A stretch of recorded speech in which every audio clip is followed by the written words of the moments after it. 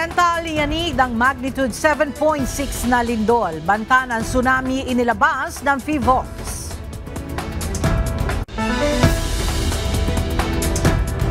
Ilang mga residente sa Davao Oriental nakaranas ng malakas na pag-uga dahil sa magnitude 7.6 na lindol. Ilang mga istruktura nasira.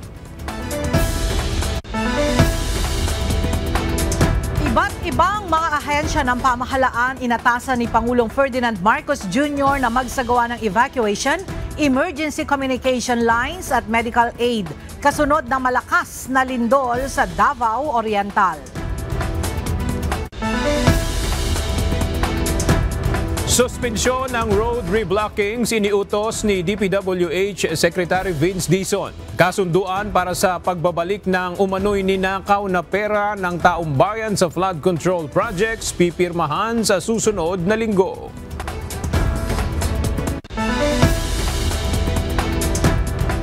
Pangulong Ferdinand Marcos Jr. nagtalaga ng bagong pinuno ng Land Transportation Office. Revamp sa ilang transpo officials ipinatupad.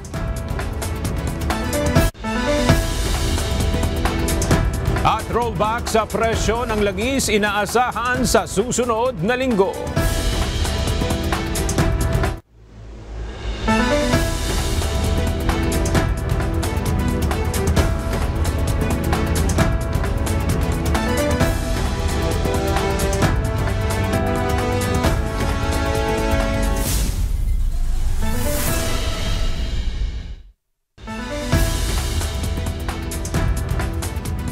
Magandang tanghali mga kasangbahay. Ngayon po ay araw ng Biyernes, October 10, 2025. Tayo po ay sabayang napapakinggan sa Radyo La Verdad 1350, ang UNTV Radio. At una sa mga balita ngayong tanghali.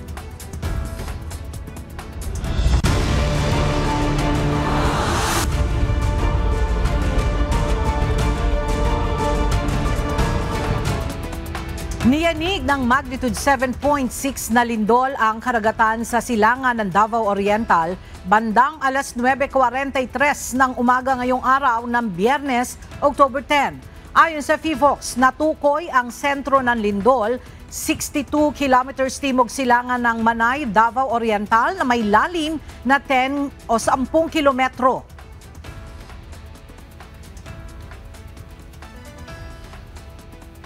At 9:43 a.m. this morning, a 7.6 magnitude earthquake has struck the eastern seaboard of the Philippines, specifically in the areas of Davao Oriental, eastern part of Davao Oriental. It's an offshore earthquake. Kasunod nito, naglabas ng tsunami warning ang PHIVOLCS at nagbabala sa posibilidad ng mapaminsalang alon na higit sa 1 metro ang taas. Pinayuhan ang mga residente sa baybayin ng Eastern Samar, Southern Leyte, Dinagat Island, Surigao del Norte, Surigao del Sur at Davao Oriental na agad lumika sa mas matataas na lugar. So as we speak, information from PHIVOLCS state that the first wave is expected between 9:43 up to 11:43 a.m. So we urge everybody to cooperate and execute evacuation procedures. Nabalot ng takot ang malaking bahagi ng Mindanao matapos yanigin ng 7.6 magnitude na lindol ang karagatang bahagi ng Davao Oriental kaninang umaga. Sa video na ito, napasigaw na lang at napakapit sa pader ang pamilyang ito sa Davao dahil sa lakas ng pagyanig.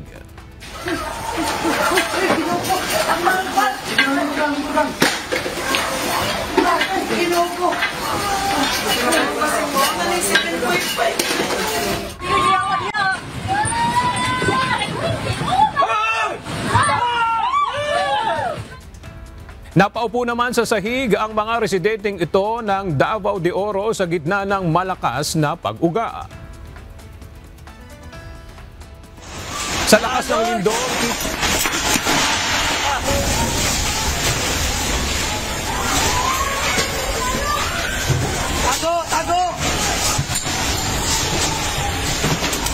Sa lakas ng lindol, kita sa video na ito na nagbagsakan ang mga kisame kaya naman dali-daling nagtago sa ilalim ng lamesa ang mga tao sa loob nito.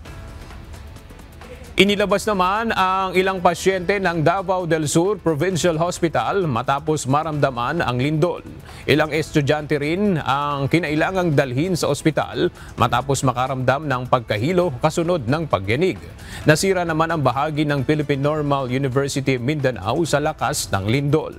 Naglabas na rin ng abiso si Davao del Sur Governor Yvonne Rona Cagas na suspindido na ang pasok sa lahat ng tanggapan ng pamahalaan sa lalawigan dahil sa lindol. Sa kaugnay na balita, ipinag-utos na ng Davao City Government ang pagsasagawa ng Rapid Damage Assessment sa mga gusali sa lungsod kasunod ng naramdaman na malakas na lindol sa Davao Oriental.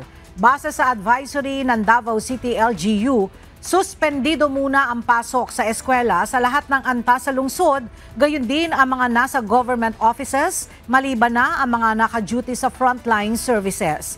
Habang nasa diskresyon na ng mga pribadong kumpanya ang suspensyon ng trabaho ngayong araw upang bigyan daan ng rapid assessment para na rin sa kaligtasan ng kanilang mga empleyado. Agad na pinakikilos ni Pangulong Ferdinand Marcos Jr. ang mga kinauukulang ahensya ng pamahalaan para rumisponde sa mga lugar na naapektuhan ng 7.6 magnitude na lindol sa Davao Oriental. Mula sa Malacanang may report si Nel Maribohok live.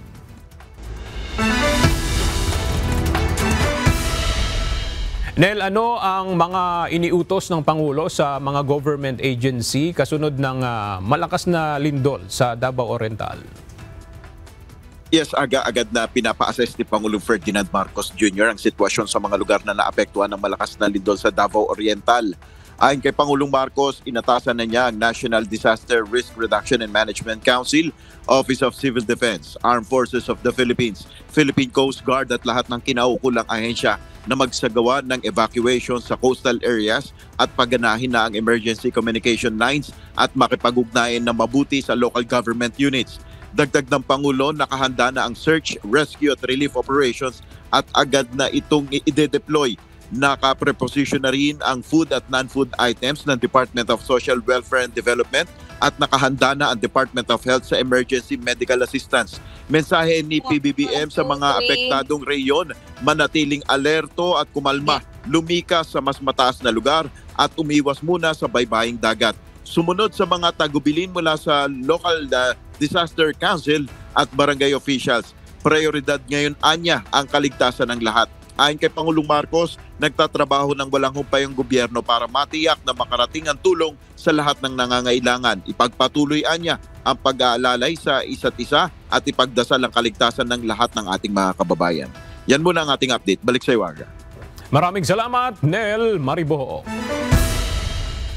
Nagulantang ang mga residente sa Davao City matapos maramdaman ang 7.6 na lindol na tumama sa Manay, Davao Oriental. Agad na inilabas ng ospital ang mga pasyente habang mabilis ring nag-evacuate ang mga estudyante at maging ang mga nasa trabaho. Mula sa Davao City, may report si Gladys Toabi live.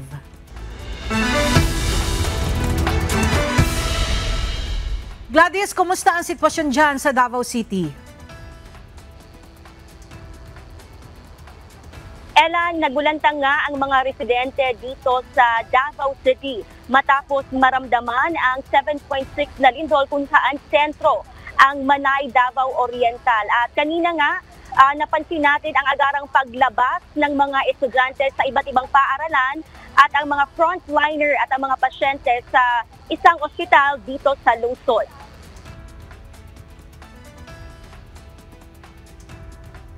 Dahil nangyari sa kalagitnaan ng oras ng trabaho at klase, agad pinalabas paaralan ang mga tao bilang seguridad.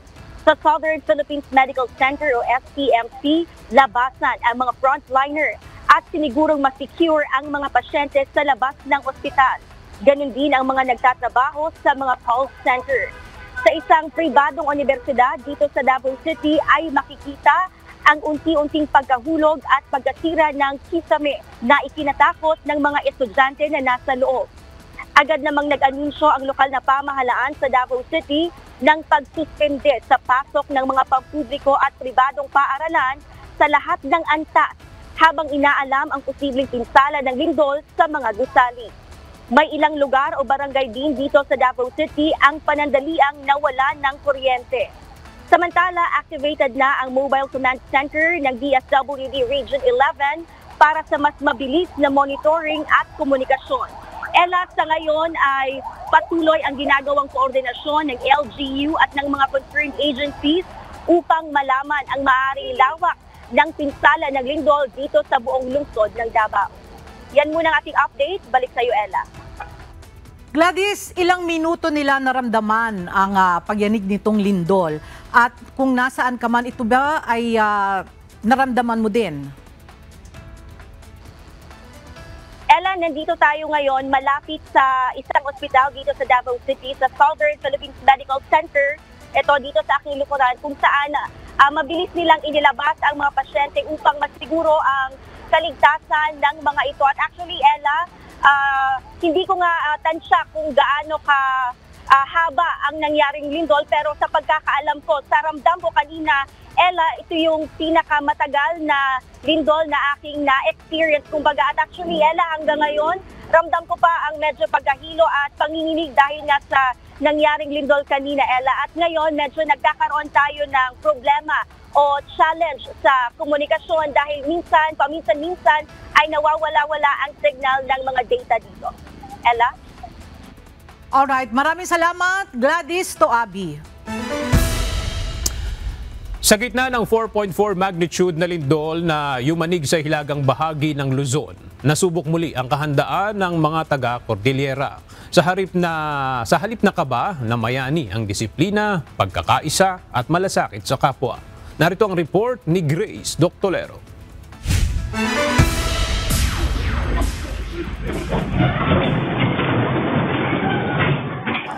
Sa Benguet National High School, hindi na kailangan maghintay ng utos at kusa ng nag-duck, cover at hold ang mga estudyante. Mabilis ang head count at kahit may ilan na ninerbiyos, agad silang inasikaso ng mga kaklase. Ayon sa mga guro, higit pa sa simpleng drill ang ipinamalas ng mga bata. Ito'y malasakit at pagiging handa para sa isa't isa. Sa Crystal Cave Integrated School naman sa Baguio City, maayos at kalmado rin ang evacuation. Lahat naka-hard hat. Disiplinado ang mga bata at alerto ang mga guro. Walang nagpanik, walang nagmadali, bawat hakbang, maingat at may tiwala. Para sa kanilang mga guro, ito ang bunga ng paulit-ulit na pagsasanay na ngayon naging bahagi na ng kanilang kultura. Handa, kalmado, may puso. Biglang nag-shake. Nung nag-shake na, nakita ko yung mukha nila. Pero honestly, natakot rin ako. Syempre, I will not lie naman. I will not doubt. And I will not, hindi ko ikikip naman yung ganun na fear ko. Pero syempre, since I'm with my student, dapat ako yung, yung makita nila strong din. Bigla na lang silang pumasok sa nag-duck, cover and hold sila. And then nung the time na nag-stop na, that's the time na we are all instructing yung mga bata. Since practice lang siya or drill lang siya, nagtatawanan sila, ganyan, may joke-joke dyan. Pero this time talaga, they really took it seriously. And doon ako napawaw sa kanila kasi this is the time na very mindful sila sa mga ginagawa nila. That time, walang joke. Talagang I see them as they're really prepared. Kaya parang nakaka-proud naman sa akin. Hindi lang sa mga paaralan kundi pati sa mga opisina at bahay ramdam ang diwa ng pagkakaisa at kahandaan sa ipinakitang disiplina ng mga taga Baguio at Benguet. Sa gitna ng bawat pagyanig, matatag ang puso ng Cordillera. Sa lungsod ng malamig na hangin, mainit ang diwa ng pagkakaisa at kahandaan. At sa bawat pagtunog ng alarma, kasabay nitong tumitibok ang pusong handang tumulong, magmalasakit at kumilos ng may pag-asa. Grace Doctolero, UNTV News and Rescue. Diyos ang aming sandigan, serbisyo publiko ang aming pinahahalagahan.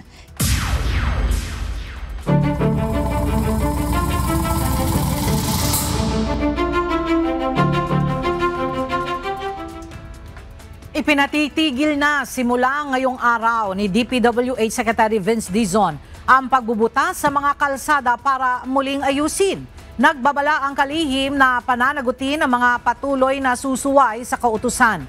Samantala, pipirmahan rin sa susunod na linggo ang isang kasunduan na layong pabilisin ang pagbabalik sa pondong nanakaw dahil sa flood control projects. Mula sa Maynila, ang detalya hatid ni Ryan Lacanlale live.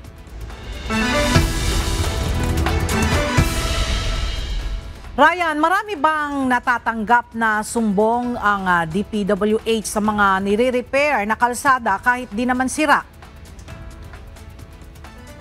Oo, Ella, hanggang ngayon ay marami pa rin natatanggap ang DPWH ng sumbong sa iba't ibang lugar sa bansa noong mga kalsada na binubutas at nire-repair. Pero kung titignan mo, maayos naman yung kalsada.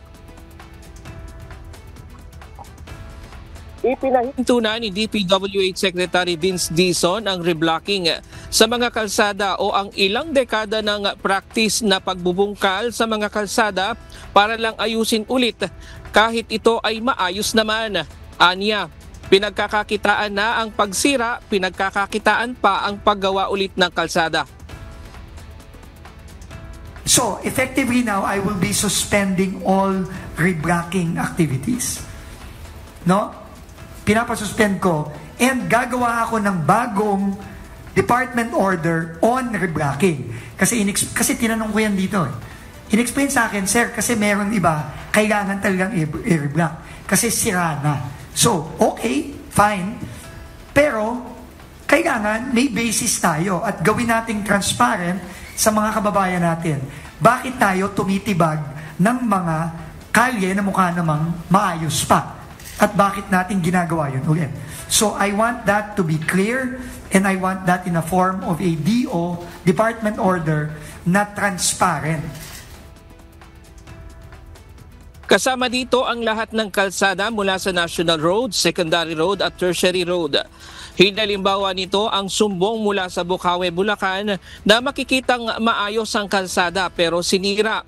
Agad ipinahinto ng kalihim ang pagre-repair at ipinatawag na ang district engineer sa lugar para magpaliwanag.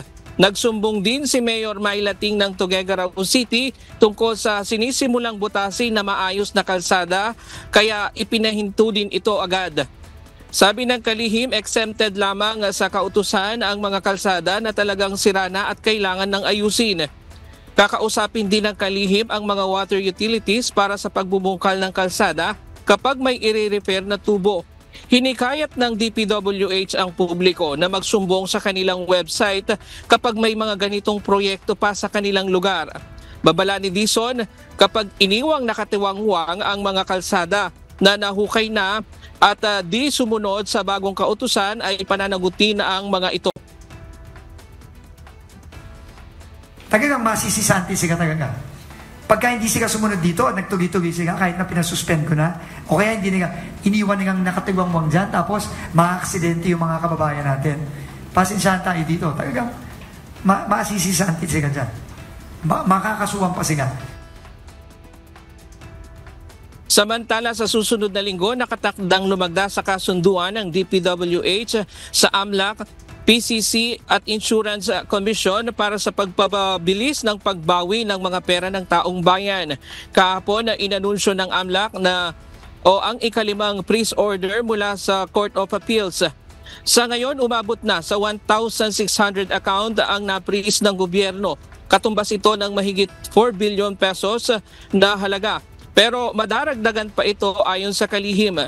Pagkatapos ng pag-freeze sa mga account, ang kasunod na hakbang nila ay ang pagbawi sa pera. Kahapon ay nakipagpulong din si Secretary Dizon kay Solicitor General Darlene Berberabe at Ombudsman Remulla tungkol sa kanilang ginagawang pagsasampa ng mga kaso at pagbawi ng pera ng mamamayan. At yan muna ang latest mula dito sa Maynila. Balik sa iyo, Ella. Maraming salamat, Ryan Lacanlale. Ipinaliwanag ngayon ng Department of Foreign Affairs na maaari lamang nilang kansilahin ang passport kung ito ay ipinag-utos ng korte o kung dumaan sa iligal na proseso para makakuha nito. Inilabas ng DFA ang pahayag sa gitna ng mga panawagang kansilahin ang passport ng nagbitiw na mambabatas na si Zaldico, na iniuugnay sa issue ng maanumalyang flood control projects at sinasabing kumubra umano ng bilyong pisong halaga mula sa pondo ng bayan. Batay sa huling report, sinasabing nasa Amerika ngayon si Ko para sa kanyang medical treatment. Base sa nakasaad sa New Philippine Passport Act, maaari lamang kansilahin ng DFA ang isang Philippine passport kung ito ay ipag-uutos ng korte kapag ang isang Pilipino ay pugante o convicted sa isang criminal offense. May kapangyarihan din ang DFA na iutos ang cancellation ng passport kung mapatutunayan na ito ay nakuha sa iligal na paraan. Nauna nang ipinanawagan ni Navotas Representative Toby Tiangco ang pagkansela sa passport ni Ko upang maobliga ito na bumalik sa Pilipinas at harapin ang mga akusasyon laban sa kanya. Inirekomenda ng Department of National Defense o DND ang pagtatanggal sa mga hindi natapos na proyektong pang-imprastruktura ng militar na pinangangasiwaan ng Department of Public Works and Highways. Ayon sa DND, maraming proyekto ang naiwan na hindi tapos at hindi magamit dahil sa kakulangan ng pondo sa ilalim ng tatag ng infrastruktura para sa kapayapaan at seguridad o TICAS program. Sa pagdinig ng Senado, binatikos ni Senador Sherwin Gatchalian ang mga proyekto ng Philippine Air Force sa Pasay City na idineklarang tapos, ngunit hindi pa rin nagagamit. Bunsod nito, ililipat sa DND ang 3 bilyong pisong pondo para sa 2026 upang matiyak na naisa sa katuparan at mapapakinabangan ng mga sundalo ang mga proyekto. Isiniwalat ni Senate Finance Committee Chairperson Sherwin Gatchalian na maraming overpriced na farm-to-market road projects sa ilalim ng Department of Agriculture, ngunit ang konstruksyon ay isinagawa ng Department of Public Works and Highways. Ayon kay Gatchalian, kapansin-pansin na pareho ang mga rehiyon at kontraktor na sangkot sa mga issue ng flood control projects at sa mga FMR projects, kabilang na ang Region 5 at Tacloban Leyte area. Dahil dito, irerekomenda ng Senador sa Senate Blue Ribbon Committee at Independent Commission for Infrastructure o ICI na palawakin ang investigasyon upang maisama ang mga anomalya sa FMR projects. Kasabay nito, iminungkahi rin ng komite na ibalik sa mga pangunahing ahensya gaya ng DA, DepEd at DOH ang pagpapatupad ng kani-kanilang proyekto upang maiwasan ang katiwalian sa DPWH. Ako personally, I will recommend sa Blue Ribbon na tignan nitong farm-to-market roads kasi nga parehong mga contractors no? At i-recommend ko rin sa ICI na tignan rin nila itong farm-to-market roads kasi nga una-una sobrang overpriced from 15,000 per meter naging 300,000 per meter. Talagang garapalan na yung overpricing. At yung mga contractors pare-pareho rin, kaya re-recommend rin namin sa ICI. Ibinungkahi ng Independent Commission for Infrastructure o ICI na bawasan ng kalahati ang levels of authority ng mga opisyal ng Department of Public Works and Highways sa pag-aproba ng mga civil works project upang mapigilan ang katiwalian. Sa ngayon, pinapayagan ng mga regional office na mag-aproba ng hanggang 400 million pesos at ang district office ng hanggang 150 million pesos.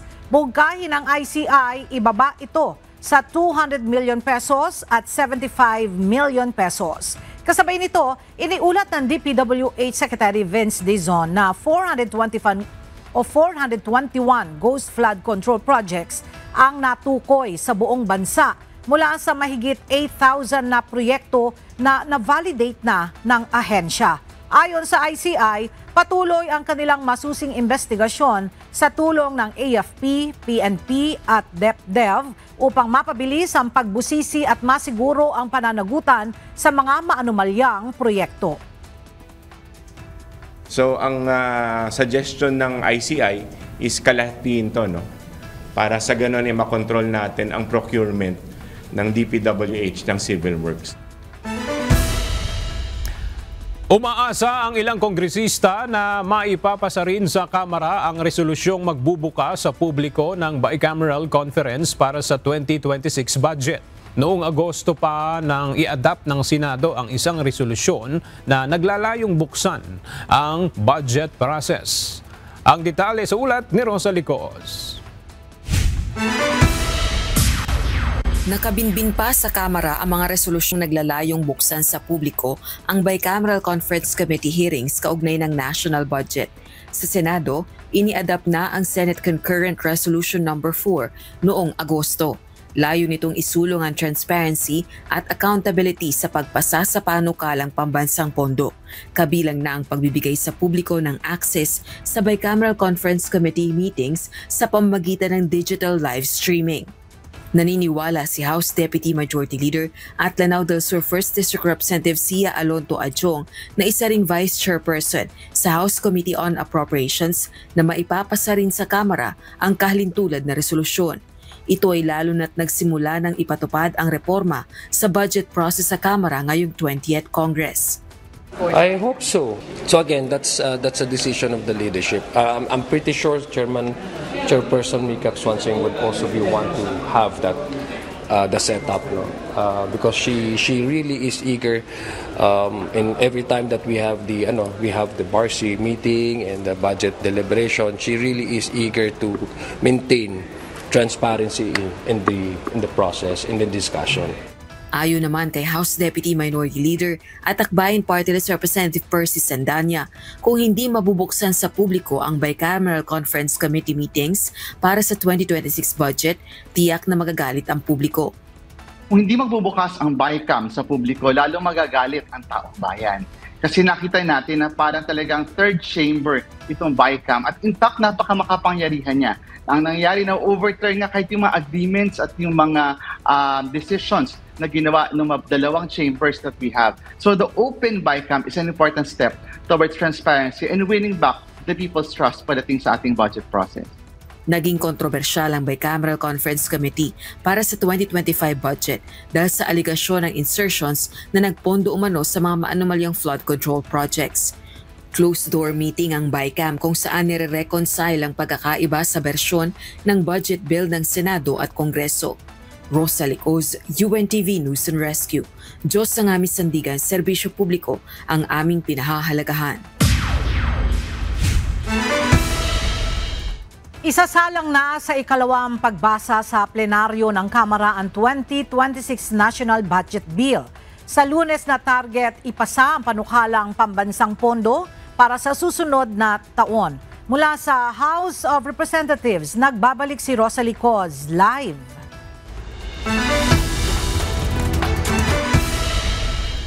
Rosalie, ano ang inaasahan sa second reading ng 2026 National Budget Bill? Alauna ng hapon ay magre-resume ang sesyon sa plenaryo ng Kamara. Target nga kasing isa lang para sa ikalawang pagbasa o second reading, yung House Bill number 4058 o yung panukalang pambansang pondo sa susunod na taon na nagkakahalaga ng 6.793 trillion pesos. Ibig sabihin, isasagawa ang period of amendments ngayong araw. Inaasahang tatalakayin at muling pagdedebatihan ng mga kongresista sa plenaryo ang mga amendments o isinusulong ng mga individual na pagbabago sa 2026 National Budget Bill. Kabilang narito ang mga idinagdag sa mga partikular na ahensya ng pamahalaan. Gayon din ang isinusulong ng ilang miyembro ng minority bloc na tapyas pondo sa tanggapan ni Vice President Sara Duterte. Muli ring bubusisiin ang alokasyon para sa unprogrammed appropriations o standby funds para sa mga partikular na proyekto na wala pang tukoy na pagkukuhanan ng pondo. Kabilang ang Akbayan Party List na nagsusulong na gawing zero ang allocation sa unprogrammed appropriations. Nanindigan si House Deputy Minority Leader at Akbayan Party List Representative Shell Jokno na hindi sapat ang pasya ng House Budget Amendments Review Subcommittee na bawasan ng unprogrammed appropriations. Panawagan nito, itigil na mga palusot para mapilit lang ang unprogrammed appropriations. Kung kailangan anya ng dagdag pondo para sa loan obligations, may legal at malinaw na paraan sa pamamagitan ng supplemental budget. Kaugnay naman ng kalamidad at emergency na binabanggit ng Malacanang kaya kailangan pa rin ng unprogrammed appropriations, ayon kay Congressman Jokno, mayroon ng contingent fund na 13 billion pesos at calamity funds na 31 billion pesos. Dagdag pa nito, deserve ng taong bayan na malaman kung saan napupunta ang buwis kaya dapat i-zero na ang unprogrammed appropriations. Samantala, Ella, ayon naman kay House Appropriations Vice Chairperson at Palawan 2nd District Representative Jose Alvarez, hindi nga pwedeng ma-zero yung unprogrammed appropriations dahil kung merong mga tatamang kalamidad sa bansa, kailangan merong paghuhugutan ng pondo. Balik sa iyo, Ella. Maraming salamat, Rosalie Coz. Handa na ang pambansang pulisya sa ikakasang kilos protesta ng iba't ibang grupo sa EDSA Shrine. Ayon kay PNP Acting Chief Police Lieutenant General Jose Melencio Nartates Jr., nakaalerto na ang pwersa ng pambansang pulisya sa Metro Manila para tiyakin ang seguridad sa mga ikakasang kilos protesta simula ngayong araw ng Biyernes, October 10. Ang detalye sa report ni Lea Ilagan live.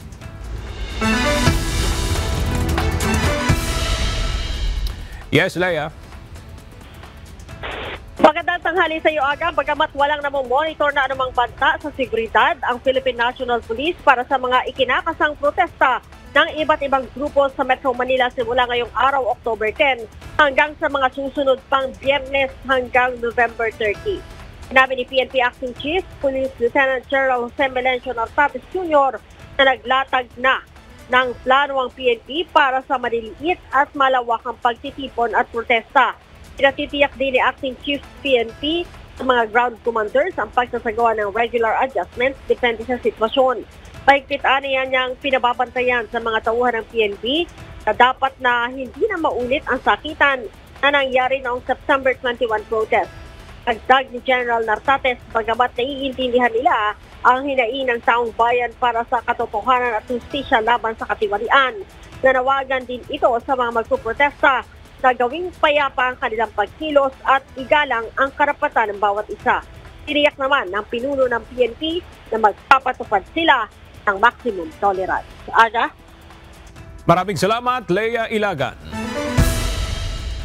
Pinabulaanan ni Senate President Vicente Soto III ang mga kumakalat na fake news laban sa kanya, gayon din sa ilang senador. Ayon kay Senator Soto, concerted effort ito laban sa kanya at sa mataas na kapulungan ng Kongreso. Mula sa Senado, narito ang report ni Asher Cadapan Jr. live.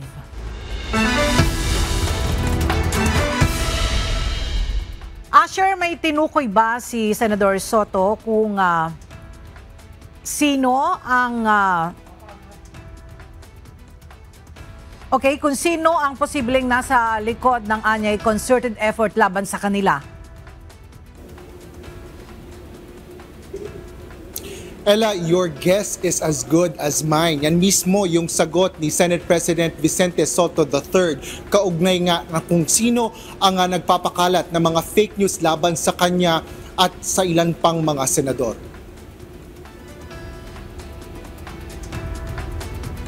Inilahad ni Senate President Tito Soto ang nagkalat sa social media na anyay fake news laban sa kanya. Kaugnay ito ng iba't ibang issue gaya ng pagpapasa ng panukalang gawing senior citizens ang mga 35 years old. Gayon din ang pagsusulong umano nito ng pagpapataw ng 50% tax sa content creators at pagdadagdag ng isa pang taon sa K-12 program sa basic education. Ayon kay Senador Soto, sa 24 na taon niya sa Senado ay hindi siya kailanman nagpanukala ng anumang tax measures. Sa katunayan anya ay nananatili siyang bumoboto laban dito. Talagang parang merong may directed na merong propaganda talaga against the Senate, against myself. Sinabi namin mula September 8, pagdating ng mga Thursday, Friday, Saturday, may mga fake news against me, against Senator Lacson, against Senator Salim. Tapos pagdating ng Lunes, meron daw coup. Every weekend, it's very circular by some parts of the law. We'll try to find out. Paliwanag pa ni Soto, gumagawa na lang ng imbento at fake news. Marahil anya para siraan sila. Hindi matukoy ng senador kung sino ang nasa likod nito, ngunit sinabi nito na ipagdarasal niya na lang sila. Nanawagan rin ito sa publiko na huwag basta maniniwala, lalo anya kapag masama ang balita. Samantala, kanina naman ay saglit na nagbukas ang Senate plenary session at agad ring nag-adjourn. Ito ay upang bigyang daan ang isang buwang recess ng 20th Congress alinsunod sa batas. Wala namang nangyaring kudita o pagpapalit ng liderato sa Senado gaya ng mga napapaulat nitong mga nagdaang araw na mangyayari umano ngayong Biyernes. Yan ang latest dito sa Senado. Balik sa iyo, Ella. Maraming salamat, Asher Cadapan Jr. Isang araw matapos manumpa bilang bagong talagang ombudsman, agad nakipagpulong sa mga kawani ng kanyang opisina si Ombudsman Crispin Remulla. Ang detalye sa report ni Ivan Alvarez Live. Ivan, ano yung agenda ni Ombudsman Remulla sa unang araw sa kanyang bagong opisina? Aga meeting kasama ang mga division chief ng Office of the Ombudsman ang unang ginawa ni Ombudsman Remulla dito sa kanyang bagong opisina ngayong araw. Sa transition period, Ombudsman Remulla mula sa pagiging Secretary of Justice, isa sa agenda niya ngayong araw ay alamin ang kasalukuyang estado ng Office of the Ombudsman. Hingi ito ng mga update mula sa mga division heads o deputy ombudsman ng ahensya. Gusto niya talagang alamin yung mga proseso at procedures dito para malaman niya kung paano gagalaw. Introduction ni Remulla sa kanyang bagong opisina at kumuha ng round-up mula sa mga matataas na opisyal ng Office of the Ombudsman upang lalong mapabuti ang trabaho nito.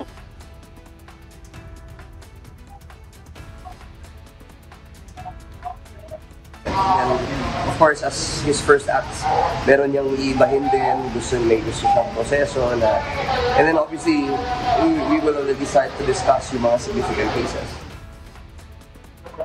Una nang nabanggit ni Remulla matapos ang kanyang panunumpa kahapon na bukod sa pagpapabilis ng usad ng mga nakabingbing kaso, pagtutuon na rin ng pansin ng case build-up ng flood control scandal, maging ang formally issue noong panahon ni dating Pangulong Rodrigo Duterte. Samantala, kasama sa maglilipat opisina mula DOJ patungong Ombudsman ay sina DOJ Assistant Secretary Nico Clavano at ang mga staff nito. Aga sa kasalukuyan, humaharap ngayon sa Ombudsman Remulla sa media upang magbigay ng update sa kanyang isinagawang meeting at iba pang mga usapin. Yan muna ang update mula dito sa Office of the Ombudsman. Balik sa inyo dyan, Aga. Maraming salamat, Ivan Alvarez. 6 na medical experts ang inirekomenda ng prosecution na sumuri sa mental capacity ni dating Pangulong Rodrigo Duterte upang matukoy kung akma ang kalagayan nito na humarap sa paglilitis ng International Criminal Court o ICC. Batay sa dokumentong isinapubliko ng korte, hiniling ng ICC Deputy Prosecutor Mami Mandiayan-Yang na bumuo ng panel of experts na kabibilangan ng hindi bababa sa 3 mga bihasa sa forensic psychiatry, neuropsychology at behavioral neurology. Sakaling mapatunayan ng mga ito na may impairment sa mental capacity ng dating Pangulo, nais nilang tukuyin ng mga eksperto kung alin bahagi ng mental capacity nito ang apektado, kung gagaling pa ba ito, at pati ng mga bagay na maaaring makapagpalala sa kondisyon nito. Matatandaang ipinagpaliban ng ICC ang pagdinig sa kaso ng dating Pangulo dahil sa naging kalagayan nito habang nakakulong sa The Hague, Netherlands.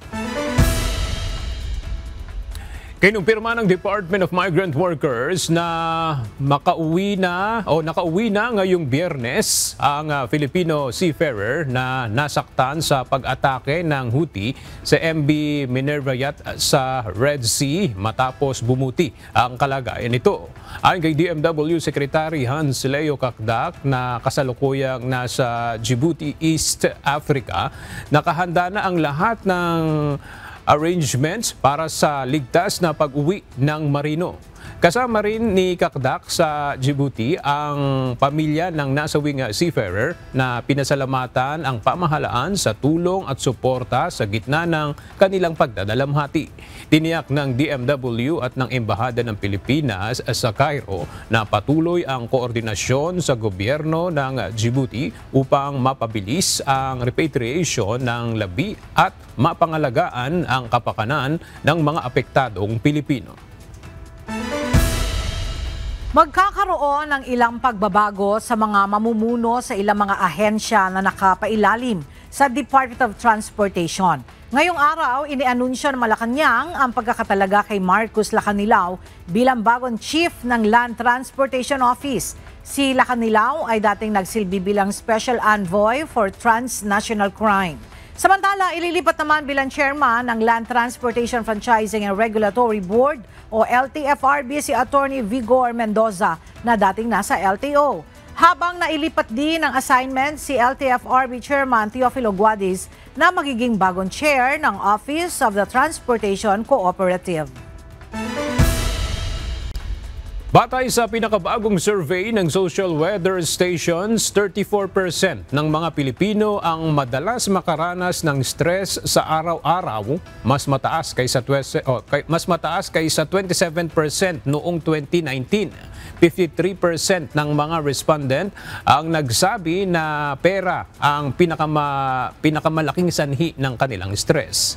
Sinundan ito ng usapin sa kalusugan, trabaho o pag-aaral at pamilya. Ayon sa SWS, ang mga resultang ito ay nagpapakita ng lumalalang hamon sa mental health ng mga Pilipino habang papalapit ang World Mental Health Day. Ipinahayag ng Malacanang na kailangang maingat na pag-aralan ng Department of Finance at Department of Budget and Management ang panukalang isang buwang income tax holiday na inihain ni Senador Erwin Tulfo bilang financial relief matapos ang isyong bumabalot sa flood control projects. Ayon kay Special Assistant to the President for Investment and Economic Affairs Frederick Go, malaki at sensitibong usapin ito kaya't dapat munang pag-isipan ng mabuti bago maglabas ng anumang desisyon. Kung maisasabata sa ilalim ng Senate Bill No. 1446, exempted sa buwis ang sahod ng mga empleyado sa loob ng isang buwan.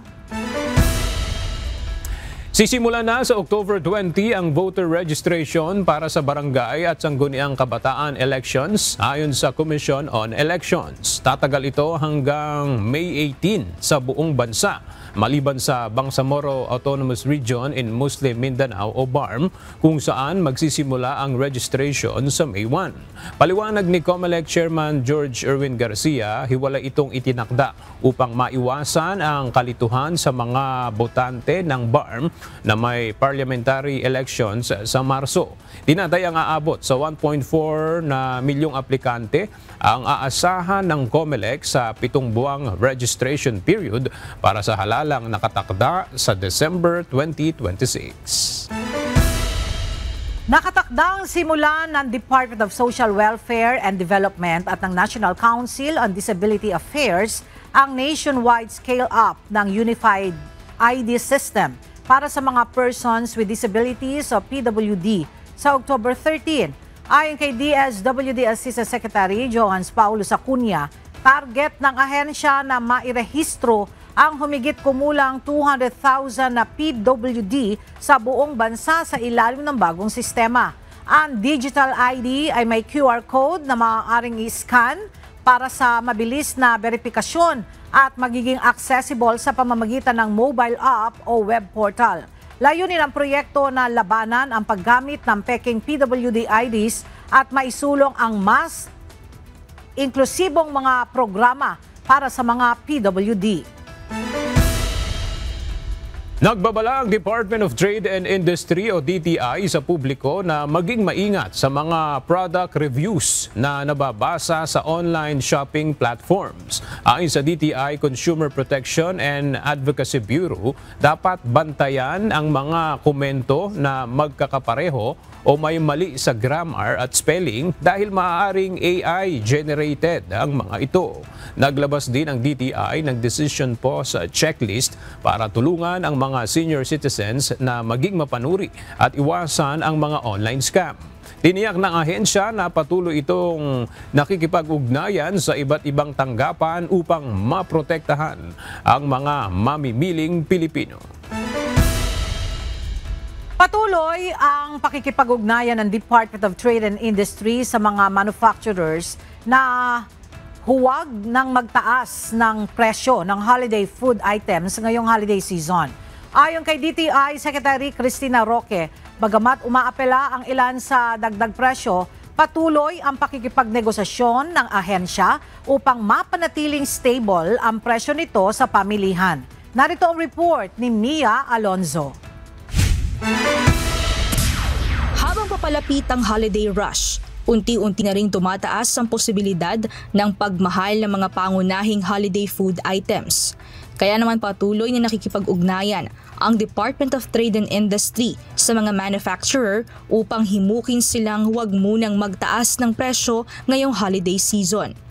We're still actually talking to them, pero yung mga meron akong nakakausap that will not have any price increase. Merong isa na magro-rollback, so that's actually good news for our consumers.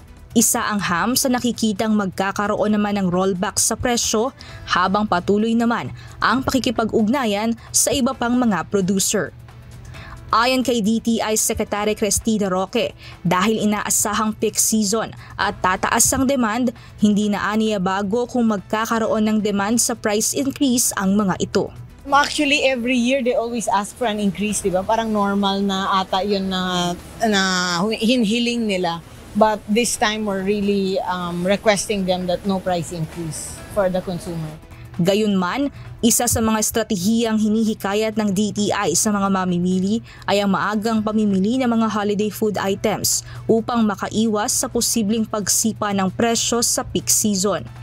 Pero tiniyak pa rin ng DTI na kapag nais sa pinal na ang written agreement sa mga manufacturer, ilalabas ng ahensya ang listahan ng mga produktong hindi na magtataas ng presyo o magkakaroon ng rollback sa holiday season. Mia Alonzo, UNTV News and Rescue. Diyos ang aming sandigan, serbisyo publiko ang aming pinahahalagahan. Good news para sa mga motorista, posibleng magkaroon ng rollback sa presyo ng langis sa susunod na linggo.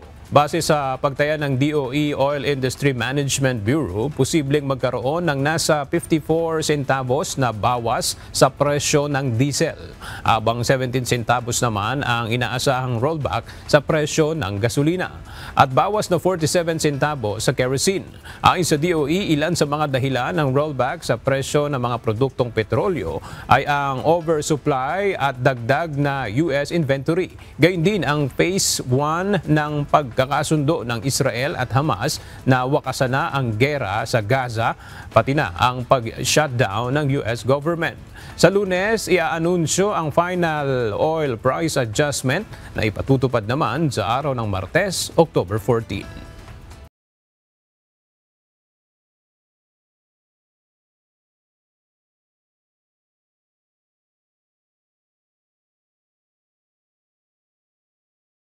Sa gitna ng sakuna, nangingibabaw sa ating mga Pilipino ang malasakit at pagkakaisa.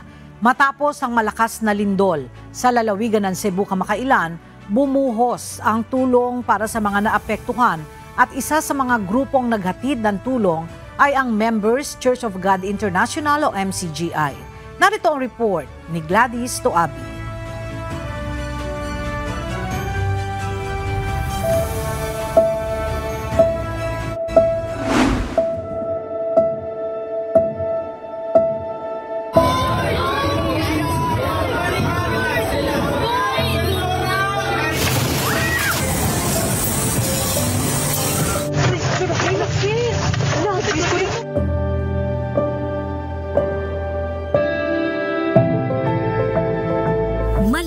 na pinsala.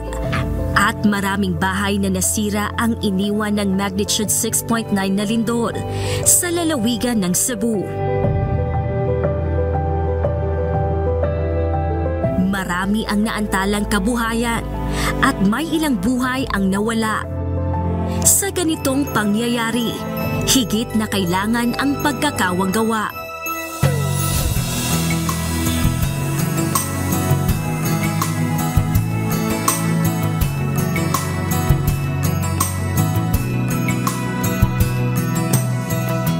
Ang mga volunteer ng Members Church of God International ay agad na naghanda ng kanilang madadala.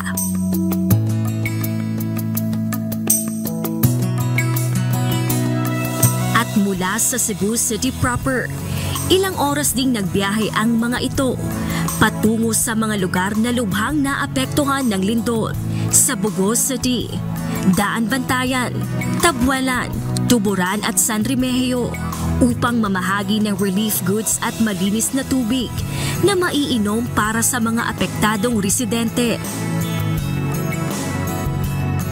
Libo-libong food packs at goods ang naipamahagi ng grupo sa kanilang pag-iikot sa mga lugar ng mga biktima ng lindol.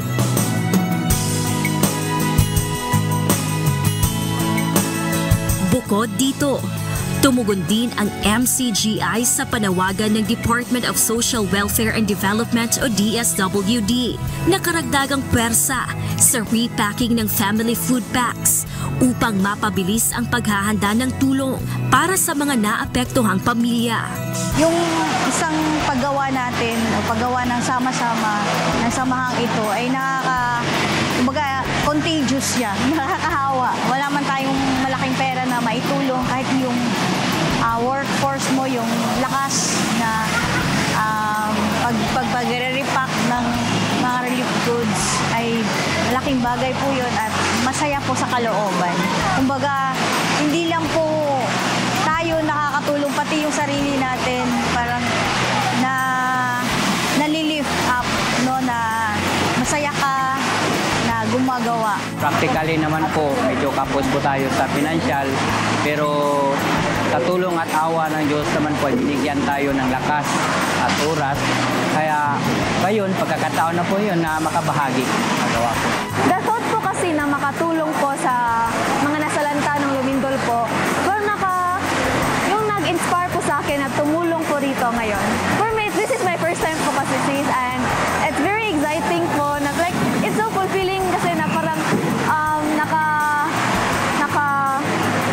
participate ka po sa lantong opportunities and fulfillment lang po.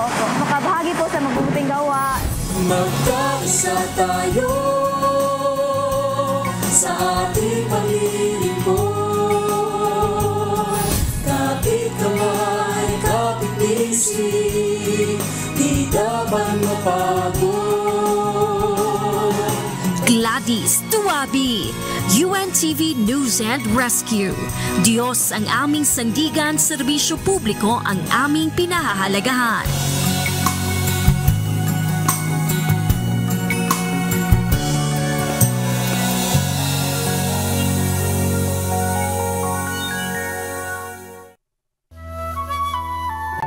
At sa ating pong iiwang mga salita ng Diyos na ating sandigan mula sa Aklat ng Kawikaan, Kapitulo 22, versikulo 4 na nagsasabi, ang kagantihan sa kapakumbabaan at ang pagkatakot sa Panginoon ay kayamanan at karangalan at buhay.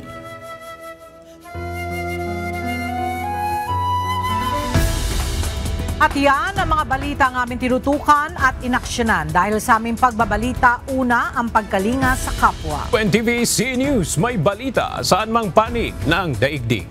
At dito sa UNTV, Diyos ang aming sandigan, serbisyo publiko ang aming pinahahalagahan. Magandang tanghali.